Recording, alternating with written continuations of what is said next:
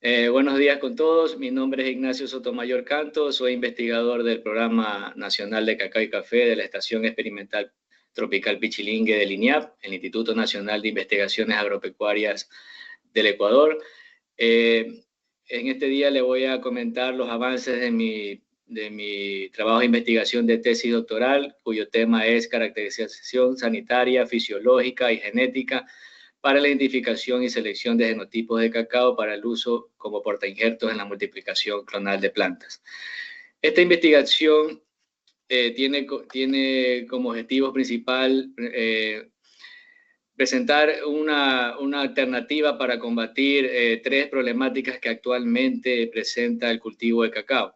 Una de ellas es la enfermedad de mal de machete, que es causada por el hongo Ascomycetes ceratocystis cacao funesta, cuya enfermedad en Ecuador se reportó como epidémica en la década de los 50. Esta enfermedad anualmente elimina un número indeterminado de árboles adultos dependiendo de su susceptibilidad. En etapa adulta ya producción, ingresa a la planta a través de heridas provocadas por herramientas como tijeras, machetes, ataque de insectos o por causas naturales en la planta. Los síntomas característicos de esta enfermedad son la presencia de clorosis, marchitez de las hojas. Luego de un periodo de 2 a 4 semanas, las hojas se secan, permaneciendo adheridas a las ramas. Esta es una característica importante para diferenciar esta enfermedad de otras con síntomas muy parecidos. La enfermedad casi siempre está asociada con ataques de insectos perforadores pertenecientes al género Chireborus que ayudan a diseminar la enfermedad dentro del árbol. Otra de las problemáticas actuales a nivel mundial en los países donde se cultiva cacao es el cambio climático, específicamente el déficit hídrico. En el Ecuador hay zonas cacauteras donde la época seca llega a durar hasta 7 meses, por lo cual el cultivo de cacao se ve muy afectado, sobre todo en su rendimiento, en su producción. Entonces, los periodos de escasez de lluvias cada año son más prolongados, lo que está influyendo en que la productividad de las plantaciones resulte seriamente afectada durante estos periodos. El cultivo de cacao está expuesto a periodos prolongados de sequía, se secan, las plantas son afectadas de manera inmediata a sus procesos fisiológicos como apertura de estomas, reducción de la fotosíntesis, metabolismo y respiración, que inciden directamente en el crecimiento y rendimiento del cultivo. Y otra problemática actual que está afectando al cultivo del cacao, especialmente en las exportaciones, ya que actualmente se están rechazando se han presentado varios rechazos de contenedores de cacao procedente de Ecuador por los altos contenidos de cadmio. Entonces, el cadmio es un metal pesado presente en el suelo por causas naturales o por acciones antropogénicas, como los residuos de pesticidas vertidos en el suelo. Y este metal pesado a la salud humana causa problemas cancerígenos, efectos tóxicos como en los riñones, así como el sistema esquelético y respiratorio. Los estudios realizados desde el 2015 han demostrado que los metales pesados se pueden acumular en diversas partes de las plantas leñosas, entre ellas el cacao, que es una planta fitoacumuladora. Y con respecto a esto, en Ecuador se reportan estudios a nivel con contenidos altos en niveles críticos en almendras de cacao fermentado y seco, lo cual está afectando, como ya le había mencionado, las exportaciones de cacao. Se han identificado zonas del país, entre ellas las instituciones que han realizado ya varios estudios como el INIAP a nivel nacional con colectas de muestras de suelo y muestras de almendras en todas las zonas del país, y se pudo observar que hay regiones del país que superan el límite considerado normal por la legislación, que es 0.5 miligramos por kilogramo. Hay zonas con concentraciones de 1.15, 1.35 y 1.32. Entonces, la Unión Europea, dentro de su normativa alimentaria, estableció un reglamento donde puntualiza los límites máximos permitidos para diferentes alimentos, entre ellos los subproductos del cacao, como el chocolate y sus derivados, en un rango de 0.10 a 0.8, el mismo que entró en vigencia en el año de 2009. Entonces, bueno, aquí para mostrarles un mapa de lo ya comentado de las colectas que ha realizado el INIAP junto con otras instituciones, y podemos ver las partes o las regiones del país con rojo más intenso donde se encuentran los suelos con mayores contenidos de cadmio en el Ecuador. Entonces, haciendo este recuento y presentando las problemáticas actuales que presenta el cultivo de cacao, Durante toda la historia del cultivo de cacao en el Ecuador y en varios países, los portainjertos o los patrones, como le llamamos en el Ecuador, han sido seleccionados específicamente para que los patrones presenten resistencia a enfermedades del suelo como el mal de machete. Hasta el momento hay 4 materiales o 4 genotipos que se recomiendan, que fueron seleccionados en los años 60, como el ET400, ET399, el IMC67 y el POUN12. Actualmente en el Ecuador probablemente sea el país donde se manejan las mayores superficies de cacao clonal, es decir, el proceso de propagación más común es el de injertación de púa lateral, como podemos ver en la fotografía. Entonces, la idea, como ya les había dicho, de esta investigación es seleccionar o ampliar la gama de genotipos recomendados para uso como patrones o portainjertos, pero que no solo presenten resistencia a la enfermedad del mal de machete, sino que también tolerancia al déficit hídrico y baja absorción de metales pesados, en este caso el cadmio. Entonces, el objetivo general de la investigación es seleccionar genotipos promisorios de cacao con con resistencia ceratocítica cacao funesta, tolerancia al déficit hídrico y capacidad de extracción de cadmio para su uso en la multiplicación comercial de plantas. Como objetivos específicos está determinar los niveles de resistencia a ceratocítica cacao funesta dentro de un grupo de genotipos provenientes del Banco Germoplasma de Liniap, multiplicar vía enraizamiento de los genotipos seleccionados que presenten resistencia, luego identificar dentro del material genético seleccionado genotipos que presenten tolerancia al déficit hídrico y determinar la capacidad de extracción de cadmio en estos genotipos seleccionados. Posteriormente, luego de pasar estos filtros de selección, se haría un genotipado del material genético seleccionado para ver qué genes están implicados en estas características. Entonces, este es el mapa del Ecuador, en donde se indican las 3 estaciones donde se conserva el banco germoplasma del Liniap, de cacao. En el centro, el triángulo verde es la estación experimental tropical Pichilingue, la que coordina las investigaciones de lo que tiene que ver de cacao y café. A la derecha, en la provincia de Orellana, se encuentra la estación central amazónica, y a la izquierda la estación experimental Puerto Viejo, que queda en la zona costera del Ecuador. Entonces, aquí está el listado del material genético presente en el banco germoplasma de cacao de Liniap, en el cual está compuesto por genotipos de diferentes orígenes, genotipos procedentes de programas de hibridación, genotipos ya comerciales y otros genotipos colectados en diferentes zonas cacauteras del país, en fincas de productores, inclusive materiales que han sido colectados en estado silvestre en la Amazonía ecuatoriana. Entonces, el primer objetivo fue determinar los niveles de resistencia a ceratocística cacao funesta dentro de los genotipos seleccionados para este estudio. El primer paso fue la identificación de árboles con síntomas y signos de la enfermedad, como podemos ver, árboles que presentaban las principales características, ya necrosis, muerte del árbol. Se colectó partes del tronco para proceder a realizar sándwiches de zanahoria, que ya en estudios anteriores ya se había comprobado que el hongo se desarrolla fácilmente en cámaras húmedas con sándwiches de zanahoria, para poderlo luego aislar el hongo en laboratorio. Posteriormente, luego de un periodo en la cámara húmeda, pudimos observar en microscopio ya cómo se desarrollaba el hongo en el disco de la zanahoria, y posteriormente aislarlo ya en medio de cultivo. Asimismo, paralelamente se le daba mantenimiento a los árboles en campo, a los árboles seleccionados de los genotipos que se iban a realizar el estudio. También se construyeron cámaras húmedas cubiertas con plástico negro, siguiendo el protocolo que ya se había establecido, sobre todo por parte del Departamento de Protección Vegetal del INIAP. Y se colectaron las varetas o ramas de los árboles seleccionados, las cuales se cortaban en secciones de 2 centímetros de diámetro cada genotipo. Se les hacía un corte longitudinal para poder aplicar el inóculo del hongo ya aislado en el laboratorio. Entonces podemos ver ya las cajas Petri con el hongo desarrollado en el laboratorio, las cuales nos permitieron utilizar estas colonias de alrededor de 20 días, mantenidas en un medio de cultivo de papa, destroza y agar.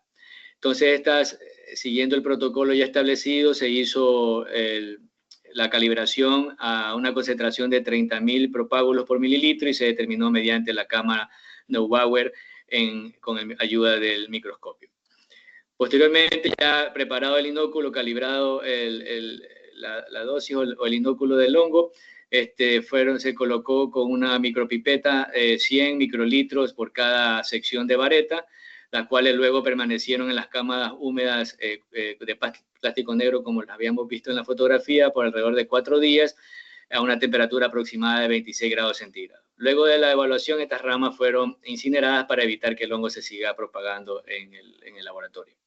Entonces, para el desarrollo del micelio, se registró en base a una apreciación visual el uso de una escala visual desarrollada por Delgado y Echandi en 1965, utilizada por Miño y por Angamarca en el 2008. Entonces, la escala desarrollada para la evaluación de desarrollo de milenio iba de 0 a 4, en que 0 era ningún crecimiento, 1 muy poco crecimiento, 2 escaso crecimiento, 3 bastante crecimiento y 4 rama cubierta totalmente por micelio. Mientras que el desarrollo de peritecios, que son las estructuras multiplicadoras del hongo, se utilizó la misma escala desarrollada por los mismos autores, en la que 0 era nada, 1 era muy poco, de 1 a 5 peritecios, 2, 6, de 6 a 15, 3 bastante, más de 15 peritecios, y 4 todo el tejido cubierto por peritecio, ya incontable. Y posteriormente, para determinar los niveles de resistencia, se calculó el promedio de los valores registrados del desarrollo de micelio y peritecios de cada individuo. Y así se estableció un índice cuyos valores se aplicaron a la escala de resistencia. Entonces, los rangos eran de 0 a 1 resistente, de 1.1 a 2 medianamente resistente, de 2.1 a 3 susceptible y de 3.1 a 4 muy susceptible. Entonces, para el desarrollo de micelio se presentaron 2 individuos que representan el 19.04%, incluyendo el control. Uno de los controles, el IM67, en la tercera fase considerada como susceptible, y el resto de genotipos se ubicó en la etapa de muy susceptible. Cabe indicar que en esta evaluación ninguno de los genotipos se ubicó en los 2 primeros niveles de resistente y medianamente resistente, de acuerdo a la escala visual utilizada. Entonces podemos observar una fotografía al microscopio el desarrollo de micelio de Ceratocítica cacao funesta en una rama de un genotipo susceptible, y también los niveles de resistencia como se presentaban en las ramas inoculadas en laboratorio. Asimismo, para el desarrollo de peritecios, los cuerpos fructíferos o peritecios, de acuerdo a la escala utilizada, se observó los resultados de 4 individuos que corresponden al 6.35%, se ubicaron en la segunda fase de medianamente resistente a uno de los controles, como el IMC67, confirmando igual el comportamiento en los resultados obtenidos por otros autores en estudios previos. Asimismo, 29 individuos, que corresponde al 46.03%, se ubicaron en la tercera fase de susceptible, y los 30 restantes se ubicaron en la cuarta fase de muy susceptible. Entonces, en el laboratorio podemos observar que no hubo materiales que se presentaron o que mostraron resistencia frente al hongo Ceratocítica cacao funesta. Pero eso se iba a contrarrestar con la determinación de la resistencia en campo, en la cual el aislamiento fue el mismo, se utilizaron las colonias ya aisladas en el laboratorio, la dosis aplicada en la inoculación o la concentración de esporas fue la misma que utilizada en el laboratorio. En este caso, cada individuo se seleccionaron 8 ramas lignificadas, terciarias o cuaternarias, que se midieron aproximadamente entre 1.5 a 2.5 de diámetro. Estas ramas fueron consideradas en las 4 direcciones alrededor del árbol y se realizaron las inoculaciones en campo para evaluar la resistencia de los genotipos seleccionados. Entonces, con una navaja se hacía un corte donde se depositaba el inóculo utilizando una micropipeta. Posteriormente se colocaba un algodón humedecido con agua y con una cinta parafil se envolvía la herida para de esta manera formar una cámara húmeda y permitir el desarrollo del hongo dentro de la rama. Entonces, como podemos ver aquí, el proceso de inoculación de árboles en pruebas de resistencia de cacao funesta en campo. Entonces, en lo que tiene que ver en campo, se calculó el índice de lesión. Entonces, luego de 2 etapas de evaluación, a los 15 días y a los 30 días. Entonces, procurando no dejar el tejido infectado en el campo, luego las evaluaciones, estas ramas fueron asimismo eliminadas e incineradas. Entonces, se procedió a hacer la evaluación de la colecta de las ramas a los 15 días y pudimos observar que 11 genotipos se ubicaron en el rango de resistente con un índice de lesión aproximadamente de 0.15 en promedio. Luego otro grupo se ubicó como medianamente resistente, luego un porcentaje alto en lo que tiene que ver con susceptibles y un genotipo solo un genotipo se ubicó en la categoría de muy susceptible. Luego, de acuerdo a los protocolos ya establecidos, porque se utilizó el protocolo establecido ya por el laboratorio, como lo había comentado, a los 30 días después de la inoculación se evaluó nuevamente el índice de lesión, que es calculando el largo, ancho y profundidad de la herida, hasta donde ha penetrado el hongo, y se pudo observar que ya había genotipos que se ubicaban en la categoría de resistentes. Entonces, alrededor de 18 genotipos se identificaron como resistentes, agrupados con un índice de lesión de 0.2 a 1.3 centímetros cúbicos, un grupo integrado por 12 genotipos que se presentaron índices de 1.44 a 2.86, identificándose como moderadamente resistentes. La otra categoría con 21 genotipos, cuyo índice de lesión varió entre 3.1 y 9.62, fueron categorizados como susceptibles. Y finalmente, el genotipo de 1R2 a 10 como muy susceptible con un índice de lesión de 10.19 centímetros cúbicos. Entonces, luego de esta evaluación, como les había comentado, se seleccionaron o se identificaron 18 genotipos con resistencia al hongo. Aquí podemos ver en el gráfico, comparados con los controles resistentes y susceptibles que están a la derecha del gráfico, podemos ver la presencia de 18 genotipos con resistencia al hongo. Entonces, estos genotipos seleccionados en las pruebas de campo nos permitieron multiplicarlos, que era el segundo objetivo, multiplicarlos vía enraizamiento de ramas plagiotrópicas, con la idea de replicar estos clones y evaluar lo que tiene que ver con la tolerancia al déficit hídrico y también la extracción de cadmio, su capacidad de extracción de cadmio. Entonces, los individuos se colectaron ramas de los individuos seleccionados, se las llevaron al vivero para poderlas enraizar utilizando una hormona de enraizamiento. Entonces, aquí esta siguiente gráfica es para ver el desarrollo, el tipo de raíces que emiten las ramas plagiotrópicas enraizadas, que son las de la izquierda. Eso emite raíces fasciculadas, ramas enraizadas, a diferencia de las ramas de plantas procedentes de semilla. Entonces, podemos ver el importante desarrollo de raíces en este tipo de plantas propagadas por enraizamiento, las que se fueron utilizadas para la evaluación de las plantas en el vivero. Entonces, aquí podemos ver el proceso de enraizamiento. Como les había dicho, se preparó en laboratorio con una hormona a base de ácido indolacético en una dosis de 4.000 partes por millón para inducir la formación de raíces. En las gavetas se introdujeron en una funda transparente para ser una especie de cámara húmeda para que esto estimule al desarrollo de raíces y también al desarrollo de brotación de brotes nuevos, como podemos ver en la fotografía. Entonces, los primeros 7 días se hacían 3 riegos diarios, específicamente para tener humedad en las hojas y no se caigan, y las hojas todavía, las secciones de hojas que quedaban en las ramas enraizándose todavía realicen el proceso de fotosíntesis. Entonces, luego, a partir de los 60 días ya aparecían los brotes foliares.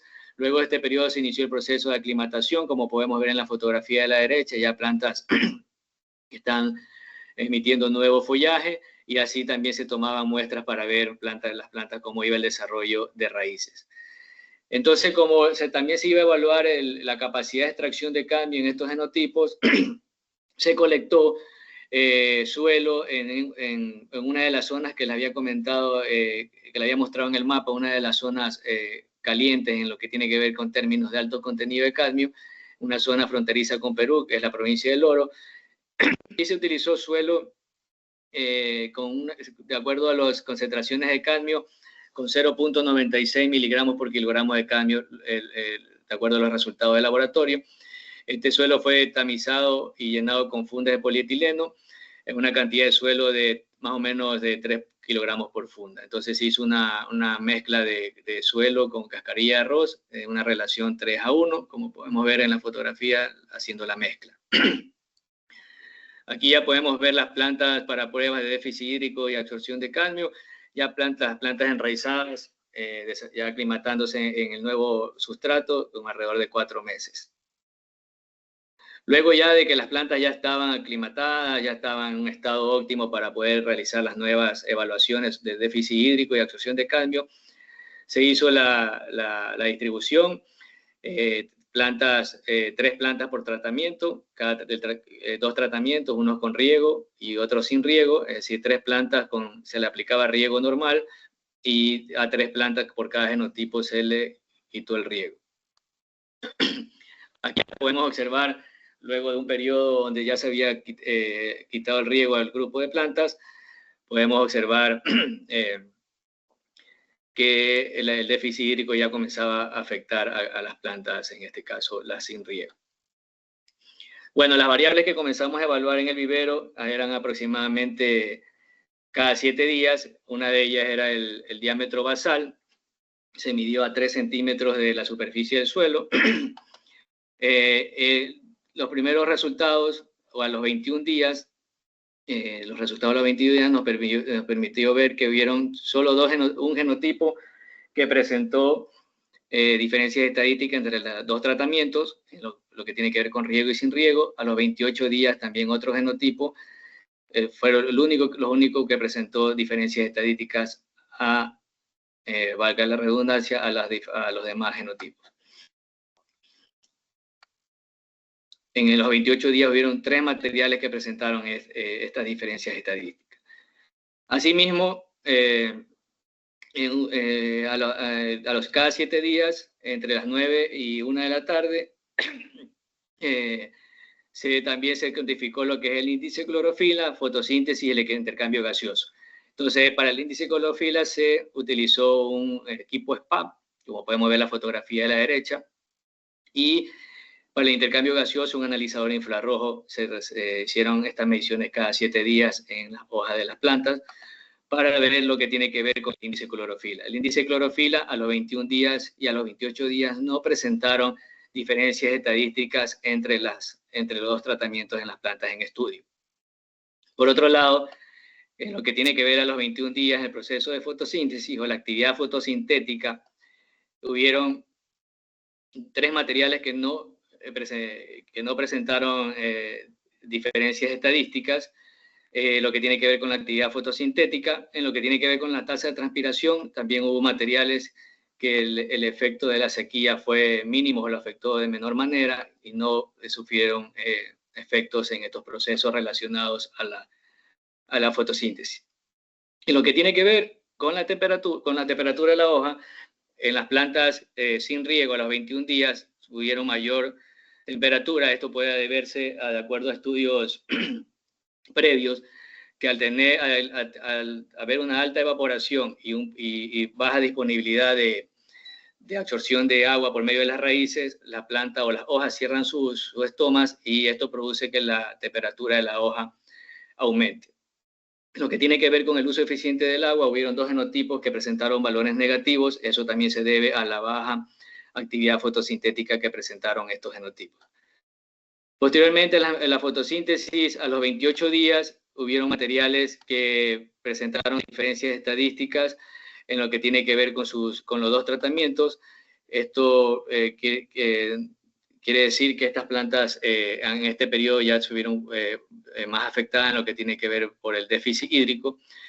Y asimismo, los otros procesos como la tasa de transpiración, la conductancia enzimática y la concentración intercelular de CO2, las plantas sometidas al déficit hídrico presentaron valores bajos a diferencia del otro tratamiento. En la temperatura de la hoja, ya en este periodo, los 28 días, ya las plantas con riego normal presentaron mayor temperatura, pero algunos genotipos no presentaron diferencias estadísticas entre los dos tratamientos. Asimismo, en lo que tiene que ver con el uso eficiente del agua. Otra de las variables evaluadas, en este caso cada 10 días, es el potencial hídrico foliar, utilizando una bomba Scholander, modelo 615, en el que se introduce una hoja en una cámara y se ingresa por medio de una llave nitrógeno en gas a la hoja, entra por los poros y al ver que sale la gotita de agua se cierra la llave y podemos registrar la lectura en bares para posteriormente transformarla a megapascales. Entonces, el potencial hídrico a los 20 días sin riego podemos observar que hubieron materiales o genotipos que no presentaron diferencias estadísticas, a diferencia de los dos controles, en este caso de CCN51 y el IMC67, utilizados como controles y que actualmente se utilizan bastante como portainjertos en la multiplicación clonal de plantas. También hubieron materiales que el efecto de la sequía los afectó muy poco, como el T9R2A4, que presentaron en sus plantas sometidas al déficit hídrico, presentaron altos valores, en este caso de potencial hídrico, a los 20 días sin riego. Por otro lado, los otros materiales presentaron no hubo diferencias estadísticas entre los dos tratamientos de déficit hídrico y riego normal, a diferencia, como le había comentado, de los controles. A los 30 días sin riego también hubieron materiales que no presentaron diferencias estadísticas entre los dos tratamientos y volvió a repetir el T9R2A4, que presentó los valores más positivos de potencial hídrico junto con el ETP800, ETP801 y el NDA19. Estos materiales, de acuerdo a estos resultados y comparado con las otras variables evaluadas, el efecto del déficit hídrico fue menor a diferencia de los otros genotipos. Otra variable evaluada en los tratamientos fue el volumen radicular, que se midió sumergiendo las raíces en un vaso de precipitación con volumen de agua conocido. Aquí hubo una diferencia clara entre las plantas sometidas a déficit hídrico con las plantas con riego normal. Otras variables que están en proceso en laboratorio, que nos va a permitir luego correlacionarlas con las características fisiológicas ya evaluadas en el vivero, es el nitrógeno total. Ya las plantas fueron procesadas, todas las plantas evaluadas en el vivero ya fueron procesadas, se dividieron la parte radicular de la parte aérea, que tiene que ver con ramas, tallo y hojas, se las sometió a secar en estufa para posteriormente hacer el peso seco, sacar el cálculo del nitrógeno total, el pH del suelo y rizósfera. También se va a hacer la producción de materia seca aérea, como le había dicho, aérea y raíz. Estos procesos ya están siendo realizados actualmente en el laboratorio de metales pesados de la estación Pichilingue. Todas estas variables, o la mayoría de estas variables, están relacionadas a lo que tiene que ver con la extracción de cadmio, que es el proceso que está ahorita en laboratorio. Entonces, como podemos ver en la fotografía, las plantas evaluadas para el déficit hídrico fueron procesadas, se las extrajo de las fundas con sustrato. El sustrato se tomó una muestra para sacar el pH, para calcular el pH del suelo y la rizósfera. Ahí podemos observar las plantas con suelo a capacidad de campo, a diferencia de las plantas con déficit hídrico, que el desarrollo radicular fue claramente menor. Aquí podemos ver también una fotografía demostrativa de las plantas con déficit hídrico, el desarrollo de las raíces luego de ser extraídas de la funda con sustrato, a diferencia con las plantas con suelo a capacidad de campo. Como les decía, las plantas fueron procesadas con lavado de unas muestras con agua de grifo, luego se hizo un lavado en secuencia de solución de ácido clorhídrico enjuagadas con agua destilada y agua desiodlizadas. El suelo también fue molido para poder coger una muestra para el cálculo, la medición de pH de suelo y rizósfera. Luego la parte aérea, la materia seca, la parte aérea y raíces fueron pesadas y posteriormente molidas para ser procesadas en laboratorio. Entonces, este método ya destructivo nos va a permitir la determinación de cadmio, Los tejidos de cada muestra, como les he dicho, fueron molidos en un molino Wiley. Se tomará 0.0 gramos de la muestra y se llevará a un proceso ya determinado en el laboratorio para ver lo que es los contenidos de cadmio y factor de translocación. Como podemos ver aquí, el contenido de cadmio en la parte aérea y raíz y la capacidad de extracción de cadmio empleando dos ecuaciones descritas por Watt, que es la eficiencia de absorción, el contenido de cadmio de toda la planta en la masa seca de raíz, y la eficiencia de translocación, el contenido de cadmio en la parte aérea. Entonces, lo que la planta absorbe y qué contenido llega a la parte aérea, en este caso, en las ramas y hojas. Estos resultados nos permitirá llegar al objetivo 5 para genotipar el material seleccionado, para ver qué genes están implicados en lo que tiene que ver con la resistencia a cacao funesta, tolerancia al déficit hídrico y capacidad de extracción de cadmio. Entonces, como discusión, la reacción de resistencia frente al hongo en las pruebas de laboratorio, no, como habíamos dicho, no se identificaron genotipos seleccionados, pero las pruebas en campo nos permitió hacer una selección de los materiales con presencia de resistencia que nos permitieron pasar al segundo objetivo, que es la de multiplicarlos y la evaluación del déficit hídrico. Entonces, en cuanto a la multiplicación de plantas bien enraizamiento, como ya lo habían comentado otros autores como Ewes en el 2010, que la dosis aplicada de 4.000 partes por millón fue la adecuada para inducir a la formación de raíces. Pero también los mismos autores mencionan que